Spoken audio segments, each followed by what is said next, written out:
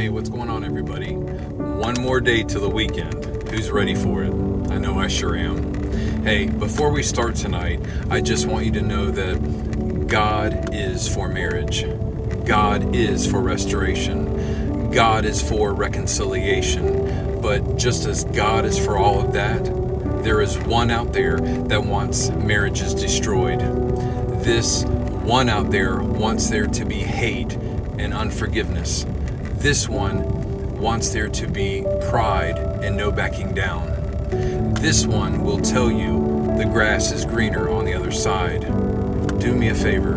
Do not believe this lie. Why do I say this? Because Satan wants to seek and destroy. He wants to see your family fall apart. He wants all of you to hurt and have an unforgiving, bitter heart. He wants no part of you coming to God so that He can turn this into good.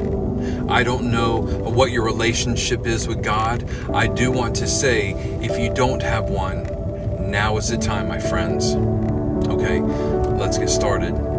With any kind of separation, you will want to keep this situation as consistent as possible.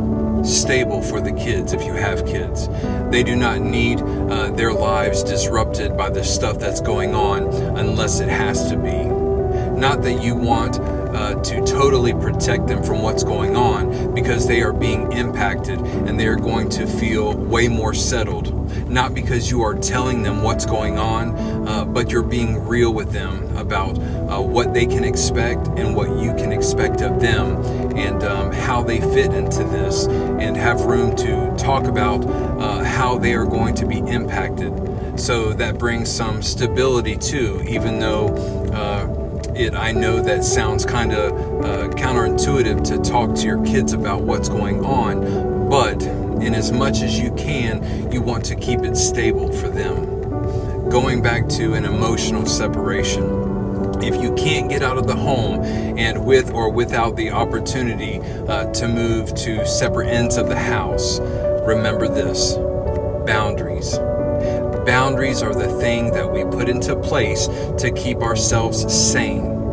And this emotional separation can actually be a really good boundary, because it's you in your head, not going round and round and round with him, with the relationship, with what's going on. It's just a way of kind of pushing this stuff aside so you can have room in your head, space in your head to think, to clear your head, to focus on what is good, right, and true. Not because you're ignoring all this stuff, but some of it does have to be dealt with. But much of what we allow in our head, thinking for him, trying to play private detective with him, where he is, who he's with, what is he doing with the money, like all of these things that we can get tied up in actually are no benefit whatsoever in your life. None. Because you don't know what's going on. And so you're going to fill in the blanks with suspicion, with negativity. You're going to connect dots, but it's not really the truth. And so an emotional separation looks like dumping stuff, all of this stuff, and dealing just with what is true. Guys, we're going to stop here. Again, there is so much to talk about. So, where are you at in your journey? Have you made decisions? Any decisions? Have you talked to your spouse yet? Have you set up any boundaries?